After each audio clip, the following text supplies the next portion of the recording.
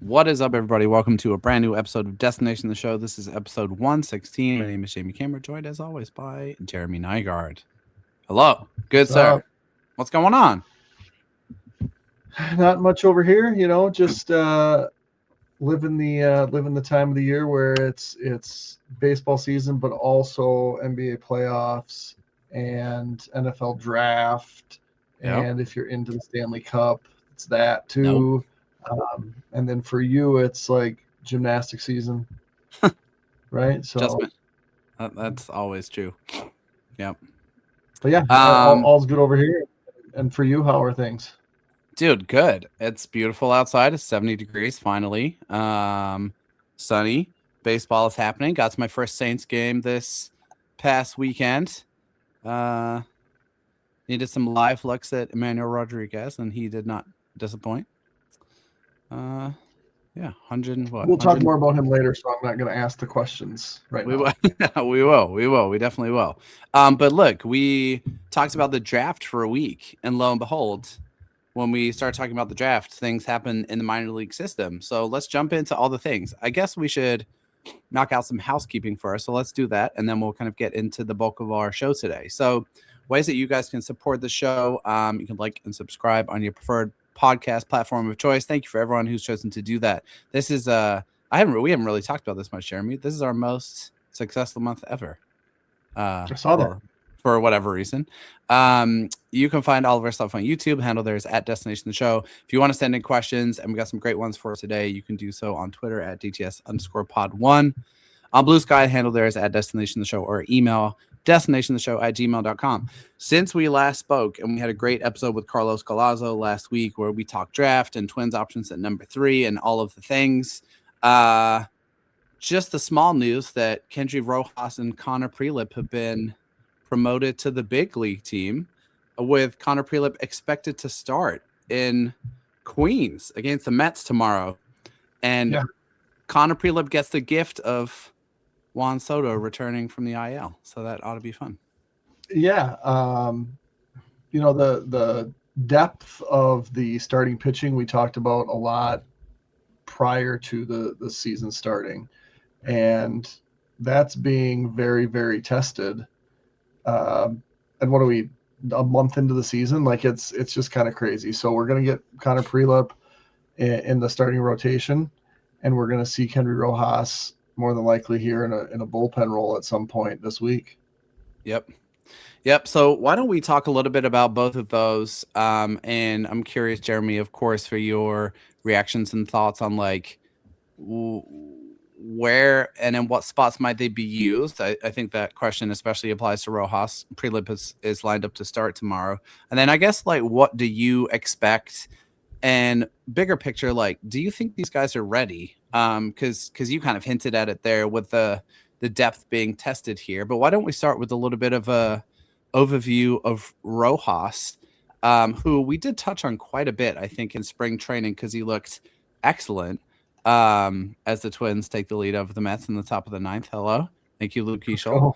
Oh, yeah. He hit the ball over the third baseman this time and not right at him like on Friday. This is very exciting. But Rojas, a little bit delayed in 2026 due to injury in spring training. Just a 6 innings at AAA so far. Hasn't given up a run, a FIP of 272, striking out 7.5.9, walking 3. I guess we should talk about the stuff too, because it's played up and it's probably going to play up even more in the bullpen. Primarily expect Rojas to rely on 3 pitches, a fastball which has averaged 97.4. I think we're going to see 99, maybe even triple digits there. A really hard slider that he throws around 15-20% of the time, around 88-89, and then a changeup around 30% of the time so far this year, around 89 miles an hour also. So Jeremy, my questions I guess for you are, do you like it? Do we have a choice whether we like it? And how do you think Rojas is going to do throwing out of the pen? Yeah, I do like it, and you do have a choice whether to like it or not. But I think the thing that he provides right now, and you said before, is he ready? He's thrown 57 innings above A-ball in his career.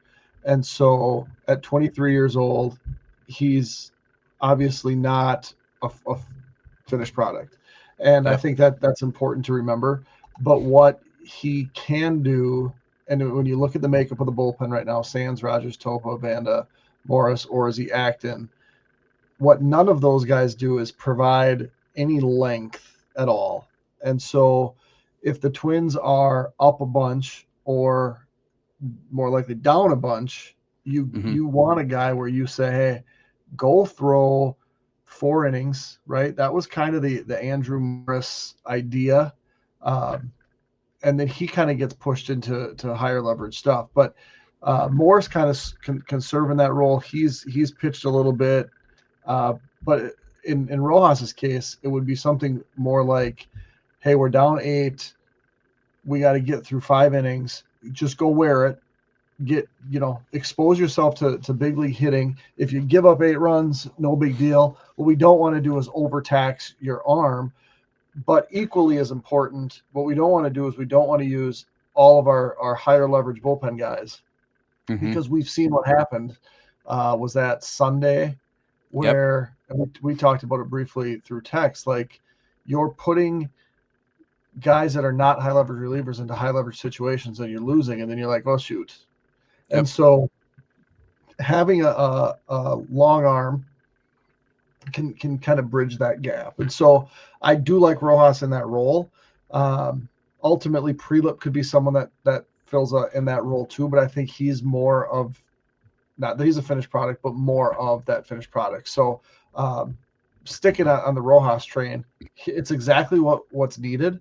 Let's see how that fastball works. Let's see how the breaking stuff works, and then send him back to St. Paul, hopefully motivated to get back up and compete for a rotation spot or a higher leverage reliever spot. And if you have a guy that's 23 years old, throws high 90s, lefty, there's a lot of stuff to really like about him. And I think you ultimately want to project him as a starter, but failed starters make excellent bullpen guys. And he's got a long time to prove that, just added to the 40-man. So there's a lot to really like, but to expect him to be Johan Santana or Francisco Mariano it's not fair right now.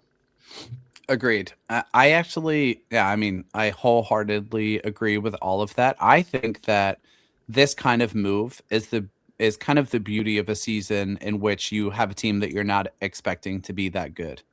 This is the type of thing that I personally enjoy on a team like this, where we're like, okay, at best we might be a 500 team, and that's perfectly fine.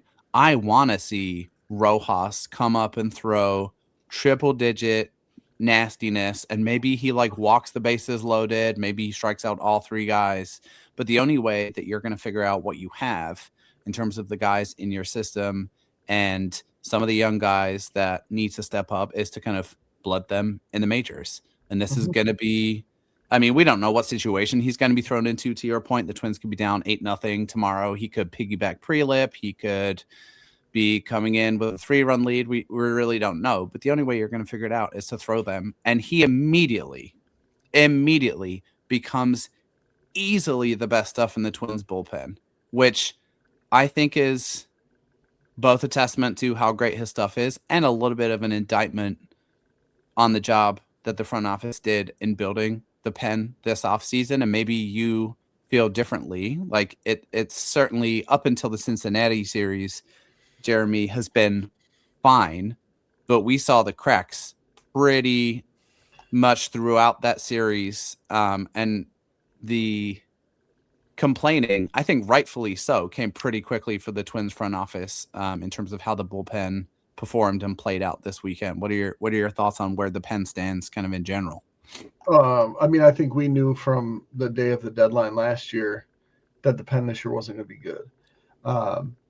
Unfortunately, when you have a lot of your like the loss of Pablo Lopez obviously hurts the rotation, but also hurts the bullpen. Totally. Right? The loss of David Festa hurts the rotation, also hurts the bullpen. Zebby Matthews not being as sharp as we've seen him as he ascended through the minor leagues hurts both, because you can push guys into those roles. And I don't think when the Twins traded for Eric Orzi that they expected him to be one of their top 5 relievers, right? And Anthony Banda, like, these are not top of the bullpen type guys. But we've talked about it here, and I think we have a different view on David Festa. But the reality is that a back end of your bullpen that is Connor Prielipp, David Festa, and Mick Abel is not far from reality, right? But when you start knocking some rungs out of that ladder, and Joe Ryan has to move up, and Taj Bradley has to move up, who's been phenomenal, right? It just really hurts the overall pitching depth. And yeah, Rojas has great stuff. Prielipp would also be that same answer. I do think it's interesting. Like, we were talking about Kendry Rojas being a really young dude. Like, he's young. Yep. He's a year and a half younger than Taj Bradley, who seems like a veteran. So I think as well as Taj Bradley's pitched, like, we can't forget the fact that he is pretty young and still has a pretty high ceiling. So yeah, the bullpen it's not pretty. The Twins lead right now in the ninth. They have basically their pick of how they want to close this out, and it's gonna be interesting. So, but I think that's what we're gonna see on a relatively daily basis, and we can talk about this more. But you said the best part about the season is seeing guys like Rojas come in with, just kind of let them do it. And we can talk about some pitchers. We'd also talk about some hitters where that would be fun too. So. Yeah, it'll be interesting. I would assume piggyback potentially, or any sort of long deal. And you have that shuttle, the days of Salt Lake City being your AAA or Rochester being your AAA affiliate, they're time zones away. And here it's a 4-minute drive. It's a short train ride. Obviously, it's a little longer than 4, but I was gonna say, I don't know how fast you're driving on 35, but slow down. Yeah, it's close. So you can take a guy and say, hey, we want you. We're going to pitch you. And then we just run that bullpen shuttle. The thing that sucks about it, though, is with the injuries, the depth right now is Zach Kent, John Klein, Zebby Matthews, and Marco Raya. That's the extent of their 40-man that's available. And that's tough. A little disheartening. But you hope Zebby can pick it up and I think it's just it's more of a whose turn is it, and it sucks to be St. Paul because they're going to be operating short, which we've seen in the past as well. But they have plenty of outfielders, so we don't have to worry about that part of their lineup.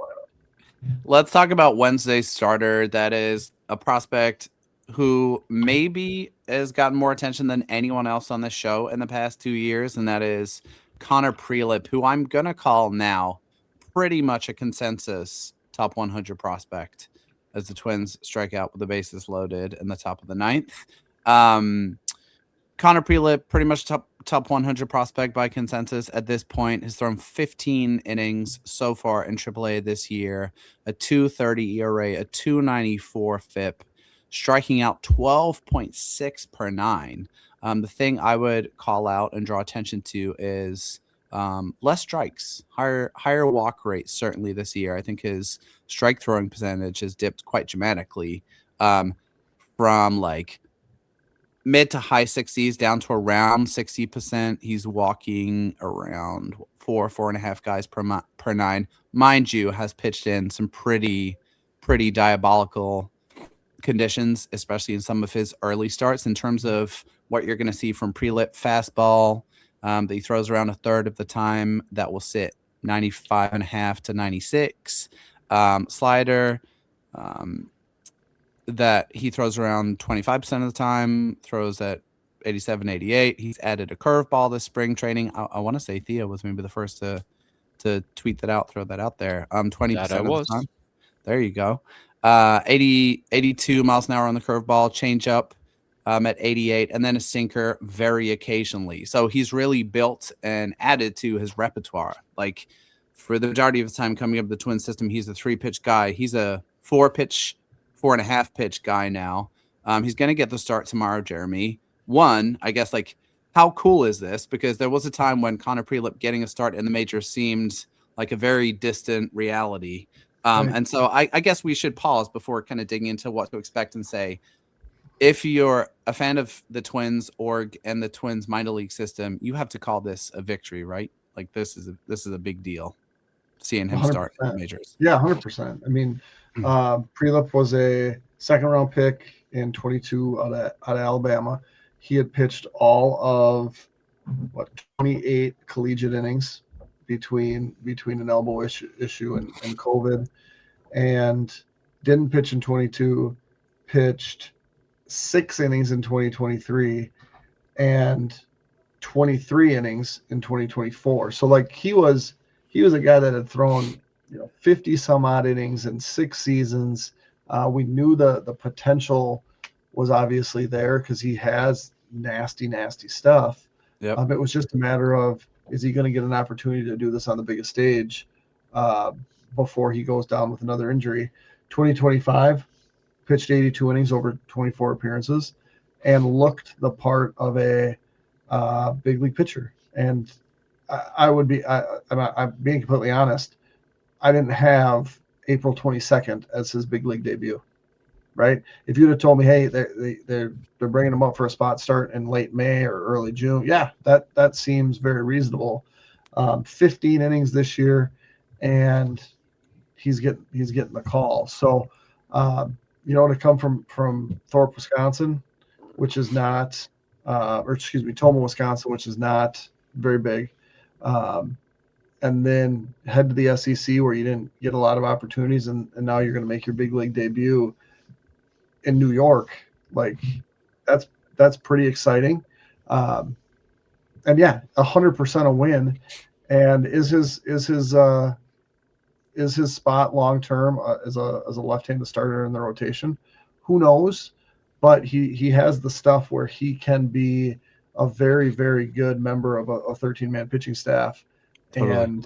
and help that team win ball games. So I'm excited for it. It'll be a game that or at least a couple innings that I'm like, yep, this is what we're going to do. We're going to watch this very intently, and just to see, is it going to be weak contact? Is it going to be hard contact? Is it going to be missing the zone? Like we've seen the Trevor May debut where he, I think, every athletic that's ever played baseball. Man.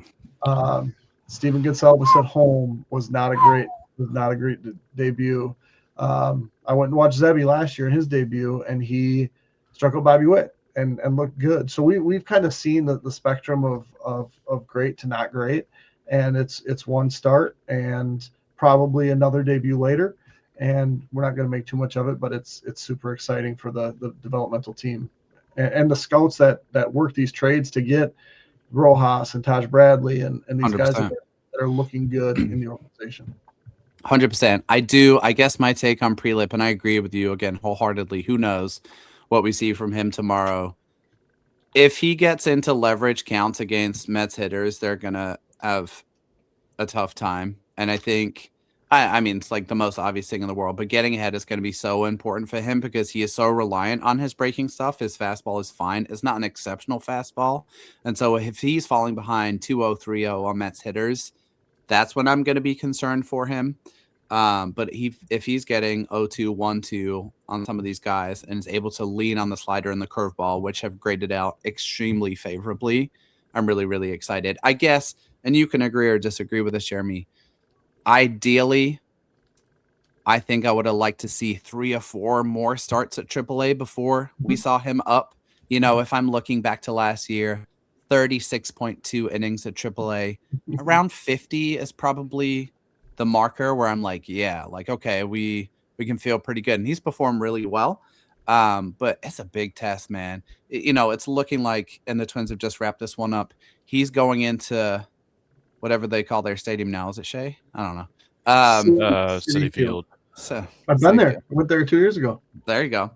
He's going there into a team that's lost 12 in a row, and they're getting Juan Soto back tomorrow. Yeah. And a team with their back up against the wall. I mean, that's a tough assignment. So, and what I would instruct my hitters to do tomorrow is attack early. Attack early. Jump on early count fastballs. Don't let this kid get comfortable, and let a bullpen like the Mets blow a game against. I guess the Mets bullpen didn't really blow this game though, did they? I mean, McClain gave up his 3 runs, but yeah, get after him early, and if he can get settled in, that's going to be great. And when was the last time? And Theo can fact check this. When was the last time a lefty started a game for the Twins? And when was the last time a lefty that was homegrown started a game for the Twins? It's going to be someone. It's going to be someone underwhelming now that you've said that. I think. I did the Twins have a left-handed starter? I mean, I guess they had a lot of guys make starts last year, but they did. And it doesn't count if you're like an opener type. No, I'm not counting that. It's gonna be like, I don't know. This is the kind of trivia that I'm not good at. So that's what I'm here for. I look forward to Theo figuring that out. Jeremy, anyone else while we're talking on guys that are promoted? I want to talk about Erod. Is there? Because the time is always now to be smug and rub it in your face a little bit. Is there any other minor league starts that you want to talk about, or guys that have impressed you in the first few weeks of the season? I know we're still pretty early here. I mean, I don't have anything that sticks out. But I have been watching your guy, because when you're happy, Jamie, I'm happy. So when Erod is not injured, right, when his thumb's not falling off, I'm happy, because I think that might make you happy. And then when he does things like set franchise records for batted ball velocity, that makes me happy for you too. So I've said all along, like, I would love for this guy to get an opportunity and be great. I was refusing to be too optimistic, because I've seen Oswaldo Arcia and, Sano to a lesser extent, like these highly touted dudes just not get it done. And for me, it was very much, and you wrote a really, really great piece on this. It was too much how is this approach going to play at the higher levels? And to me, it was just like, this is not going to play at the higher levels. And if it's not going to play at the higher levels, what are we even doing? I said, trade the guy. And ultimately that didn't happen, and that's great. I wonder though, at what point do we say, James Outman, we like that you can run a little bit, please, but we can find a way to get a bat in the lineup that's good. And think about how energizing Luke Keishel's bat was last year at this time. And so I like Matt Wallner. I think he's a serviceable guy. If he's not hitting, don't play him, right? I think Trevor Larnach can be a serviceable-ish piece. I like Austin Martin. I loved Austin Martin when they traded for him. These guys do not have the upside that someone that is, to me, maybe not clearly, but getting very, very close to clearly ready to be a major leaguer. Let's see that. So I don't mean to rain on your parade, because you want to give a bunch of numbers that back up the reason that we have this conversation. But it's been the best start. It's been the most impressive start because of a lot of things that you'll share. And it's going to be time soon enough. And let's make that happen. And I'm coming back to you in a minute or two for a question, which you kind of alluded to already, but I guess I'll drop it now so you can start marinating on it. I really don't have a good idea how you get Erod regular at-bats with the way that this roster is constructed, and we'll return to that in a second. But I do just want to touch on a couple of things that came up that he's doing differently that are worth digging into. And you framed it super well, Jeremy. Like, the approach just wouldn't really work at the major league level. He swang so little. And it was that, like, patience or passivity thing that was always the conversation around him as a prospect. He's doing a couple of things quite differently this year. He closed his stance at the plate. That's giving him better access to the outside of the plate, which has been a bit of a hole in his swing. He still has a big hole up, but don't tell anyone that. And then he has significantly changed his approach. Like, he is swinging significantly more, over 10% more in zone. And so that's the encouraging part to me, is he's swinging more overall, but a disproportionate number of those additional swings are at pitches in the strike zone. And what that means, the trade-off, right, is he chases more. But now, instead of having a chase rate that would be top 5 in the majors, he has a chase rate that would be top 15 in the majors. He doesn't need a chase rate that's top 5 in the majors. Right. Top 15, top 30 is fine, and it's allowing him to get more of his bat speed directed at pitches in the zone. And I mean, how it's played out so far this season is tremendous. 281, 425, 544 going into tonight, a 153 WRC plus, 4 home runs, a 19% walk rate, which is ridiculous, a 27% strikeout rate with the pretty sketchy bat to ball skills. And someone asked earlier today, they were like, is swing and miss still going to be a thing? Most definitely. But if it is, you want to make sure that you're being aggressive when you're able to be aggressive as much as possible. And I don't know if it's going to hold, but we've always talked about Erod as a plus power guy. The EVs he's putting up at the moment are like top of the scale power. 117 max, 110 90th percentile is Judge, Stanton, Ohtani adjacent territory. So I guess, like, if he keeps up anything close to that, it's a 30 home run bet, which would be so massive for the Twins. So let me pitch it back to you and say, how are you getting this guy in the lineup, right? Let's assume they ditch Outman. He's not even really playing anyway. Larnach is actually playing well. Wallner has played and has so many of his plate appearances against left-handed bats that it feels a little unfair to kind of discard him at the moment, even though he does have an option. Austin Martin's been excellent as part of a platoon with Larnach in left field. How are you getting this guy in the lineup is my question that I don't have a good answer to. So Keishels leads the team. This is prior to tonight. Leads the team with 93 plate appearances. Buxton 90, Josh Bell 88, who's been doing a lot of DHing, and isn't great at first base, but passable. The next most at bats or next most plate appearances, and you said it's probably not fair because it's a lot against lefties, is Matt Wallner's 81, with a league leading 34 strikeouts and a OPS of 605. Rough. I think it would be entirely fair. Has an option, right? Let me look he does. here.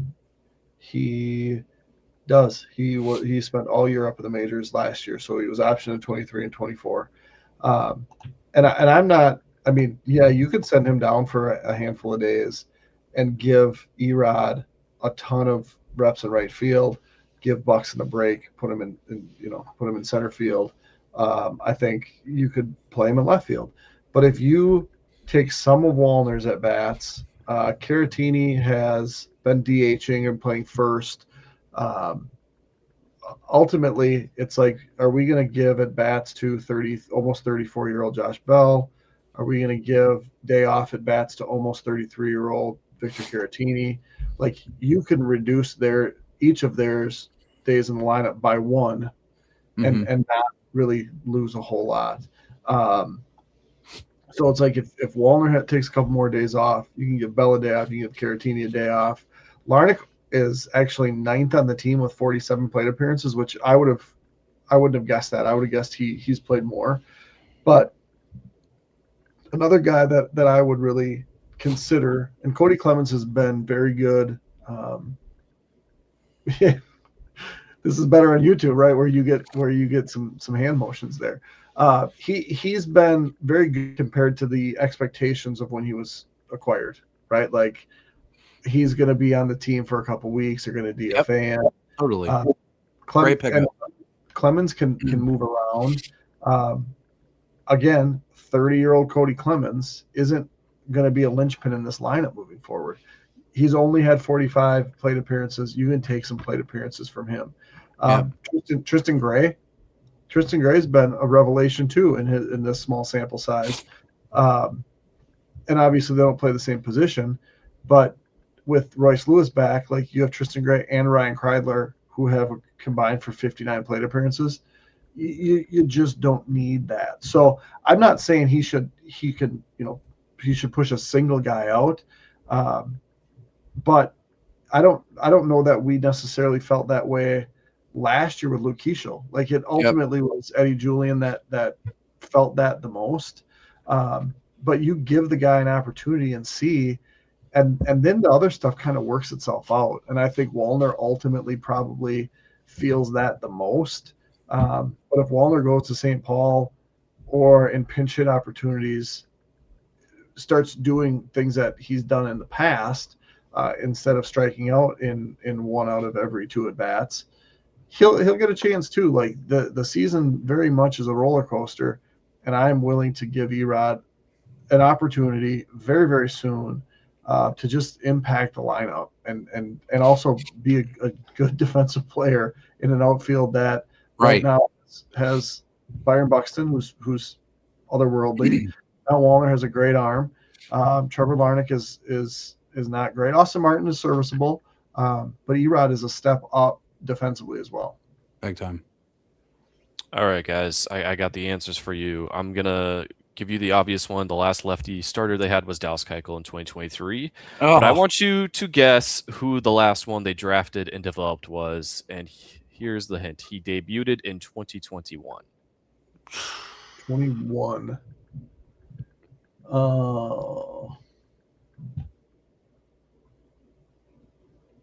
I got nothing. I just don't remember people's handedness. So where was he, like, give me some draft info. Yeah, Jeremy he will was get drafted in the 4th info. round of the 2017 draft. 2017, that was Lewis year, no? Yeah, that was Lewis here. We're talking like is Jason Wheeler? No, he never made his. Jason Wheeler was well before 2017. Okay.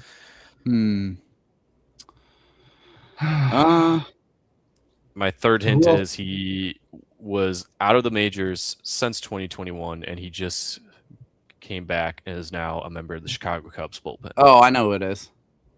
The kid who was committed to LSU, the prep kid. Enlow? Nope. Giovanni Moran? Nope. It's Charlie Barnes. You guys are never no get that. way, Clemson. Yeah. He was, Yeah, I mean, okay. he counts. He counts. He came up as a starter, even if he was terrible. But yeah, I think we could all agree Connor Prielipp is going to have a much better outcome in the majors. Wow. than Charlie Barnes does. That's terrible trivia knowledge from us. So before we go into this, I did want to pose this question to you guys, because I think what we're seeing in terms of a change with the front office right now is Jeremy Zoll's being a little more aggressive in terms of letting the young pitchers get up, get their feet wet. Are you hopeful that, what we're seeing with the pitching staff in terms of just getting the young guys up here is going to translate with the offense, and they just want to have a bigger sample size of at-bats, plate appearances, whatever it is from the hitters than they currently do have with the pitchers?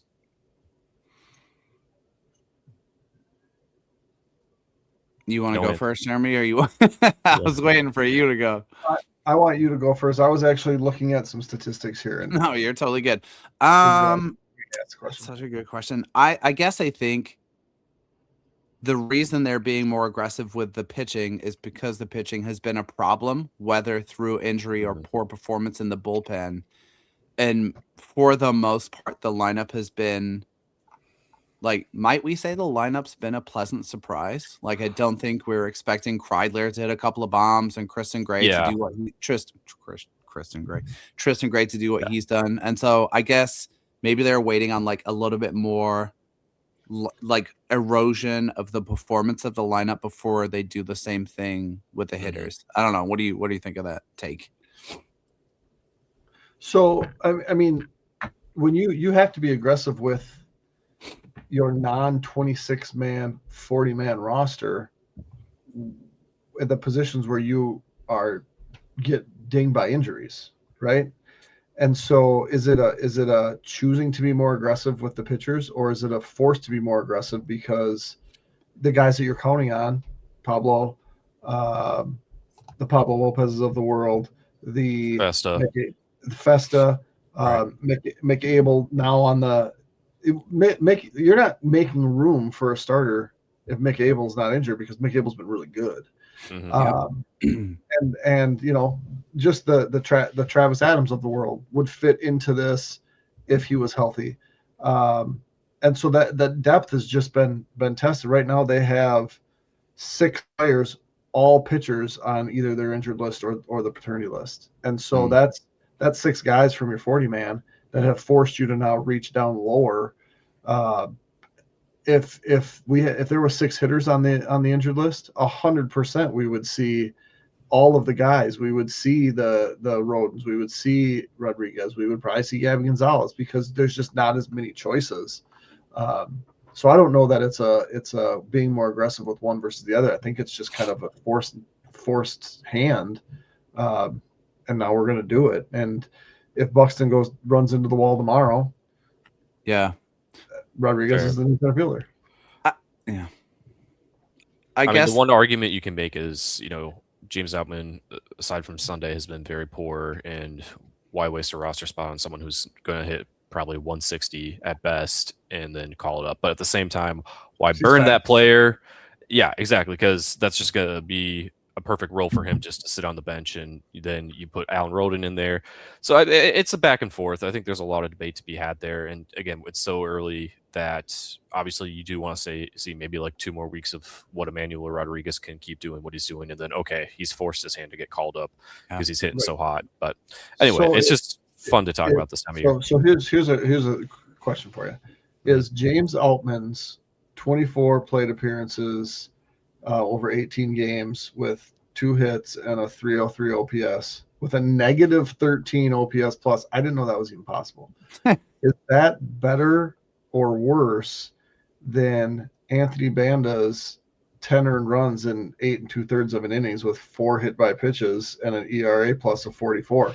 Like, Banda's worse because he's a third lefty. Like, if you want to push James Altman off a roster, Anthony Banda's been equally as trash, if not worse. So we just want to get rid of the former Dodgers, is what I'm hearing. I think Banda's is worse because you can at least ignore James Outman and have him live in the closet under the stairs on the bench. He doesn't need to get playing time or a bat. You cannot have a bullpen arm that is not serviceable, even in like mop-up duty. And Banda has not been serviceable in anything. So and I'm sure they'll have some degree of patience because what did they sign? Like 37-year-old Luis Garcia to a minor league deal this morning, I think, who maybe had a major league contract with the Mets. I think Bobby reported that. Bobby reported it. It was in an article. Twins signed another 37-year-old relief pitcher to a minor league deal, to be clear. Right. But I guess all I'm saying is you can't have a reliever who you can't use, and Banda is getting into unusable territory. Yeah, unless you're going to just throw him when you need someone to get through. And James Altman, in fairness to him, him getting from second to third on that bunt because of his speed helped win that game. And so at least he's helped win a game. Anthony Banda has looked really well tonight. He's bouncing back from conversations I've had from him. He's still fatigued from his long career high outings in last year. Now, take of that as you will. But I think he's hitting a turnaround point, and he will be more effective down the stretch when he gets more opportunities like he does tonight to be more effective and be on more rest and feel better in his spot. James Outman's probably not going to be on this team in June or July, but I think Banda still will be. And if I'm proven wrong, then you can hold that one over me, Jeremy. Write that down. Yeah.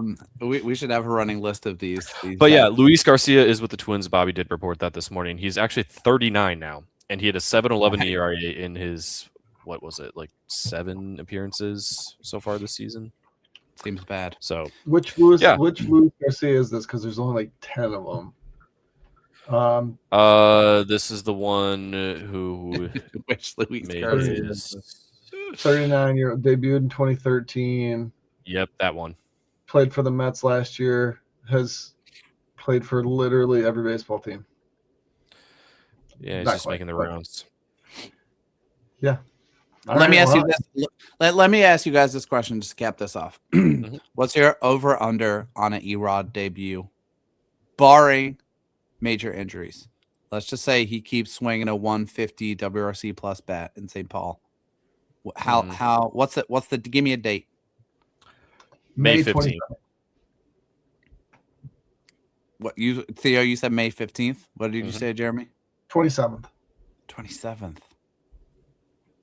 Only because that's my birthday, and I figured I'd remember that day. I wouldn't. But yeah, late May. I think Memorial Day's time. What's yours?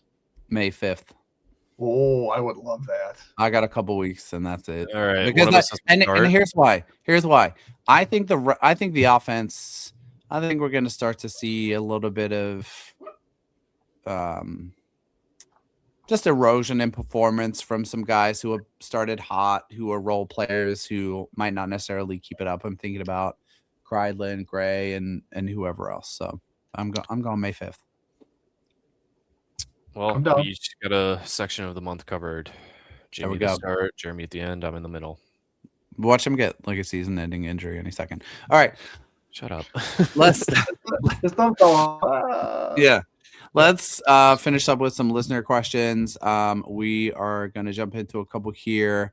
Josiah, first up, one for you, Jeremy. Are you, or how concerned are you about the lack of production from Walker Jenkins? This is quite funny because he just hit a home run this evening. I think first one of the season, 107 off the bat. Josiah also says, just real quick, I'm well aware that his underlying numbers are awesome. So let me quickly run through a couple of things, and then I'll pitch it to you. Walker Jenkins has a 70 WRC plus at AAA entering tonight. He's hitting 204, 358, 222. He's walking and striking out a matching 16% of the time. Other notable things, I think, right, are he is hitting the ball. Actually, I'll pause there. What do you think, Jeremy? Concerned or no? Like I've said a billion times, when I look at a player and I look at their hits or their strikeouts and their walks, when a guy that's 5 years younger than league average is not striking out more than he's walking, I feel like he's comfortable in the batter's box. I don't know what his BABIP is. He only has one double of his 11 hits in 67 plate appearances. Yeah. But I do also live near St. Paul enough to know that outdoor baseball hasn't been great. They've played in other Midwestern cities. So I'm not real concerned. It's not that the Twins are like looking at Walker Jenkins saying, hey, when are you going to be ready? Because we need you, buddy. It's very much a take your time, do your thing, and then when you're ready and when you've defeated AAA, it'll be time. And there's no rush on that. I would like to think Walker Jenkins debuts on a good Twins team later this summer, and it's in a full target field. But that's just not necessary. So since the very beginning, I'm just not going to be concerned. I would love for him to hit for more power. But as long as he's taking good at bats and he's not looking completely lost and striking out all the time, 16%, we'll live with that. And what the ball does off the bat, hopefully that turns around. Totally. So a couple of additional anecdotal things to add to your lack of concern. There is one small challenge that he's running into at the moment that I do want to point out. He is actually hitting the ball quite a bit harder than last year. If you were to take his EVs and put them into power grades, he's gone from like a 50 power grade to a 55. he's added on like 2 miles an hour to his average and like 2 to his max, which is very encouraging. The problem at the moment was the same problem that Erod had last year, which is for some reason currently he's hitting everything on the ground. Everything is on the ground. Last year, his ground ball rate in AAA was 37%. This year, it's almost 54%. I don't have any good intel on why that is, but I share your lack of concern. If he can get back to just elevating a little bit, everything else is looking really good. You're going to see some productivity. You saw what he did to a hanging breaking ball tonight. Now that the weather is warming up a little bit. So I think let's do this. How many games he played? 15. Let's come back together when he's played 50. And see if he still has a 53.5% ground ball rate. I'm going to bet no. And see if his average launch angle is still 7.2 degrees, when last year it was like 15, which is right around where you want to be. I am not super worried. Yeah, I'll just chime in real quick and say that when I talked to him earlier this month, he's never played in weather this cold before. So that is the simple answer for all of this. Hopefully that settles everyone down in their concerns, because he'll be fine. It's just got to warm up and he's got to get in the groove of it. Yeah, that sounds right to me. Okay, Trey asks, at what point do we see Pena, and he is referring to Demuri Pena of Fort Myers, move up to high A? Is he a top 20 prospect for you guys now, or do you feel like it's too early to tell? So let's talk about Demuri Pena real quick. He is in a second go around at Fort Myers, 20 years old and 7 months. He's tiny. He's listed at like 5'10", 150. I'm sure he weighs more than that, but he's a little guy. He is literally a starter kit of Luis Ariz. And I know that's like a lofty comparison, but that's the vibe. That's like the energy. So through 12 games, he's hitting 429, which is crazy. He's walking 15% of the time, striking out 7% of the time. His bat to ball skills are elite. That's the deal here. His overall contact rate is 85%, which is really, really good. And the secret sauce for him this year is he's hitting way more line drives. So it's 20% line drive rate last year, up to 37% this year, which is much more promising. You're not going to get any power. You're not going to get much of anything else, but it could be like a 60 hit tool. So how do you think about a guy like that, Jeremy, where he's off to a good start, but he is in his second go around at the level that he struggled at last year? He's pretty young, and he's very much like reliant on kind of one tool as opposed to several. When we talked about the rosters 2 weeks ago, I mentioned his name, and I think you made a face like someone threw up. But I was like, someone to watch, because when he made his debut at 17 in the Dominican League, he hit almost 400. And it was like multi-hit game after multi-hit game after multi-hit game. Came stateside, batted 282. And then last year, the year that you alluded to, he struggled. Again, struck out 37 times, walked 35 times, hit 6 home runs, stole 28 bases, caught 5 times. So there's a lot of things in that profile to I mean, it's not like, oh God, this is an easy guy to love, but a lot of things that you're like, yeah, this is something that we can see and move forward, and you know, what is he going to become? 15 games is a relatively small sample size. We just said that with Walker Jenkins, but he's hitting almost 430. Has 4 strikeouts in 52 plate appearances. So I think that I don't think you're going to see him get pushed up to Cedar Rapids like now. But he's had almost 500 plate appearances at Fort Myers, and at this point, he's batting 260. Even after last year, in like his batting average at low A went from 241 to 260 in 15 games, and that's after a full season. So I think he'll get up there. He's certainly a guy to watch, just from the perspective of you're going to let your foreign guys, you're going to give them more opportunities. They're going to become acclimated to the United States. He's only 20. Not that that's super young in that league, but the next step would be Cedar Rapids and just see. I don't think there's any rush. I don't think he's played any short at all. One game at third base, but pretty much a right-handed hitting second baseman. And I think there's a spot for a guy with a 60 hit tool, right? Even if other tools are 35s or 40s, if he could be a 50 fielder with a 60 hit tool that can swipe some bags, what's not to love? I'm not putting him in my top 20 yet, but his name's on the list.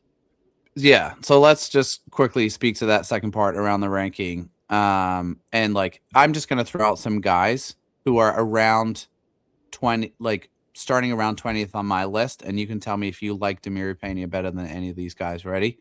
Marco Raya. No. Kadeem Jow. No. John Klein. Completely different prospect, but I mean, I'll take a reliever at AAA over a teenager, right? Enrique Jimenez. Yeah, no. James Ellwanger. Definitely not. Jason Reitz, who we haven't seen yet. Because he turned sideways. No. Eduardo Beltre. No, but I think now we're getting to the point where we're talking similar prospects. So I think we're slotting him in closer to 30 than 20, which is fine. That's not like a slight on Pena. That's more like, actually, the guys that you're going to have between 20 and 30 are either guys with who are a little just further up the ladder, or college guys who are just getting their debuts. There's kind of like a subgenre of prospects that typically park themselves between 20 and 30. And Pena is going to need to, because he's walking a bit more of a tightrope in terms of his skill set. He's going to need to prove it over a little bit of a longer period of time. But if he stays arrow up for another month, this conversation becomes different. Yeah. Indeed. Thanks for that question, Trey. Really always like talking about guys that we talk about less. Charlie asked, what's the plan with Fedco? No additional context here. He's talking about Kyler Fedco. I do want to talk about him a little bit because he is such an interesting prospect. So last year at St. Paul, of course, he played last year across 130 games, AA and AAA. He hit 258, 367, 487, 130 WRC plus, walked 14% of the time, struck out 21% of the time, hit 28 home runs, and stole 38 bases. I assume the rationale behind this question is because Kyler Fedco profiles as kind of a right-handed, versatile fourth outfield type. And it does not yet seem like the Twins share that view because he hasn't really kind of gotten a sniff. So I'll go to you first, Jeremy. What do you think about Fedco as like a possible option for the big league team at some point this season? Yeah, I think he kind of suffers from the logjam that is the outfield. 15 strikeouts, 2 walks on the season, only has 3 stolen bases after having 38 last year. I think, did I see 5 home runs like in the last 5 games? Like he's on a little bit of a tear with that, but still batting all of 229 on the year. He has played 2 games at first base, which I like from that versatility, but it's more like the first base, left field profile. And so that tells you everything you need to know, really.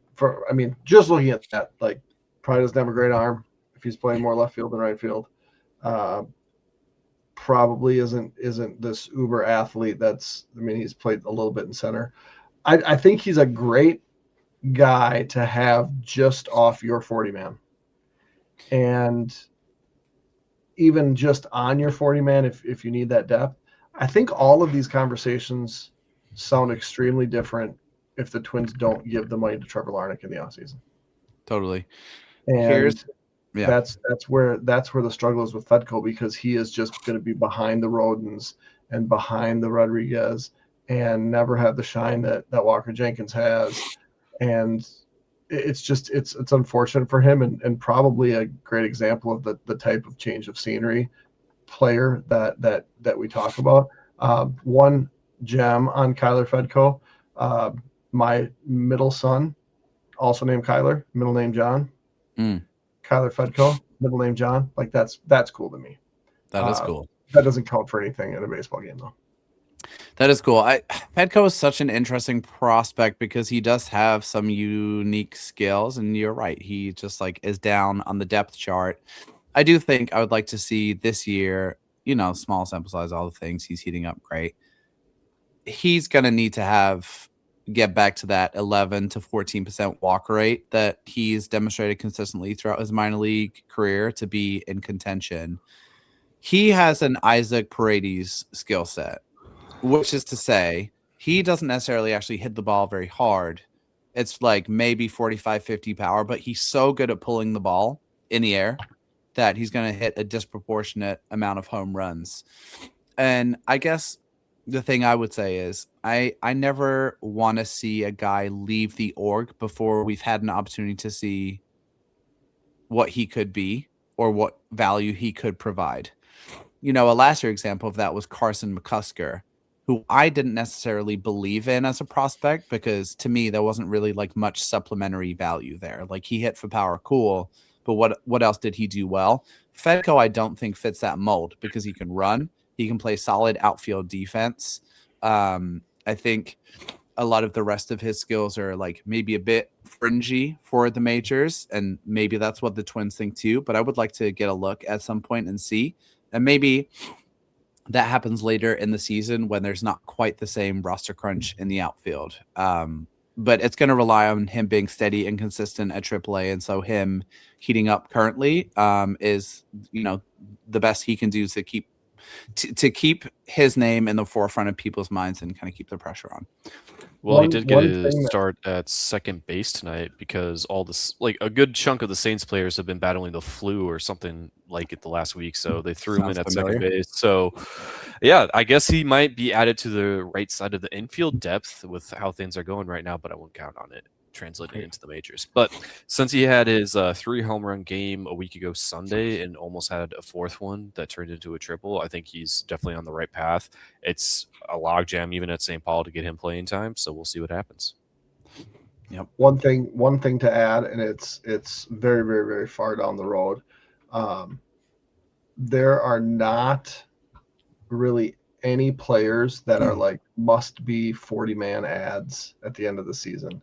Obviously, Walker Jenkins and Kalen Culpepper would have to be added if they're promoted. Mm-hmm. But when you look at other 2026 guys, there's just not a list of. I mean, it is kind of crazy. If I start spouting off these are the guys that needed to be added, you would say you wouldn't, Jamie, but a lot of people would say, who are those guys? Garrett Spain, Maddox Houghton, sure, Pancho Ruiz. Like those are the highest playing players that are first-time eligible Rule 5 hitters. So nice. I think when it comes to, there's teams that will make moves because they're coming to that point where it's like, shoot, we got to add these hitters on the horizon and we don't have spots for them. The Twins are going to be the exact opposite. They're going to have 17 hitters on their 40-man, and looking at their roster, be like, there's nobody else to add. So Fedko could get opportunities because of that. Certainly, if someone gets hurt and can go on the 60-man, you can add without really having that roster crunch. So he's in the back of a log jam as an outfield depth, but not really part of a roster crunch on the 40-man, if that makes sense. It's just a very unique situation. Totally. No, that's fun. Another fun question. Thanks for that, Charlie. And last but not least, before we get out of here, Andrew asks, finishing up with a draft question here. In recent years, we've seen a trend that many players are reaching the majors at 22 or 23 years old after being drafted, some becoming all-stars. I think he has in mind guys like Jack Caglione, Nick Kurtz, so on and so forth. Who are guys in this draft class that fit that mold? And I'll start us off here, Jeremy, and then I'll pitch a quick question to you. And I guess I'll plant the seed of the question now. I guess I feel like this is just a trend in general, and we've discussed this like probably too much of like shrinking minor league systems, less teams, kind of begets faster movement. But I would say, just as a quick headline, and you can feel free to disagree if you do, any one of those top 3 guys, and I'm specifically talking about, and it's not quite reflected in the consensus board yet, but Brock Chalowski, Grady Emerson, Von Lackey, I think are emerging as the top 3 players in this class currently. Certainly Rock and Grady 1 and 2. I think all 3 of those guys could move quickly, and I'm going to add Grady Emerson into that. And usually we bucket prep prospects, right, and say, oh, we'll see them in 3 or 4 or 5 years.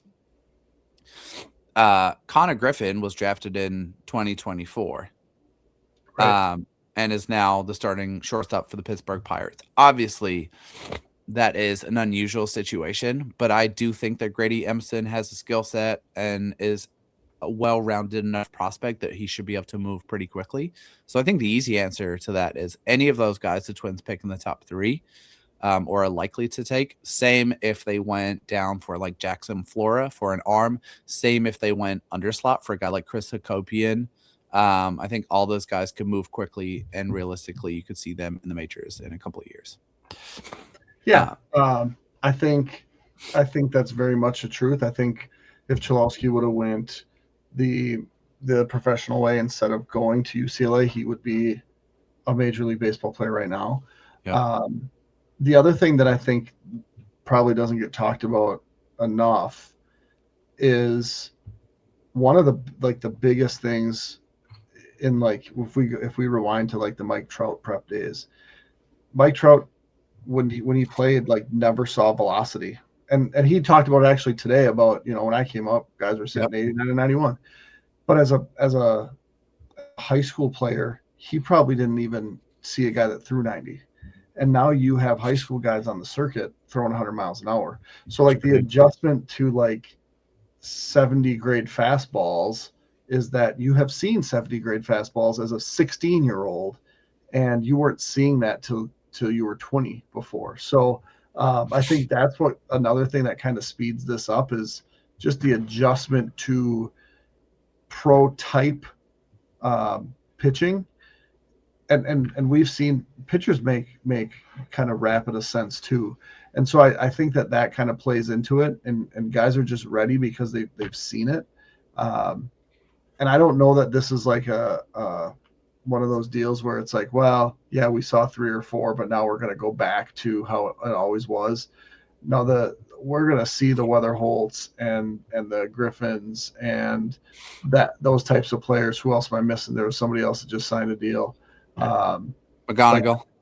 Yeah, and like the quickness of this, and so Rock Chalowski being in the major leagues next year, that's going to happen. Grady Emerson being in the major leagues in 2.5 years, that's going to happen.